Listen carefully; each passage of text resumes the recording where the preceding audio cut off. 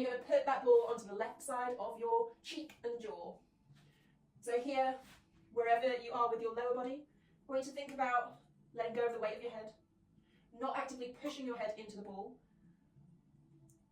And we're at the back of the teeth, really. We're into the jaw, all around the front of that left ear. And have a little move around, see where's tender. Move your head or the ball. Maybe explore it all the way up to your cheekbone. And all the way back to the bottom of your jaw. And find a place that's quite tender enough for you to want to work on it. And be still right there, dropping the weight of your head, relaxing your shoulders.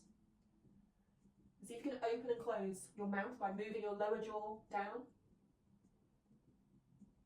And close it again. And in your own time, a couple more open closes.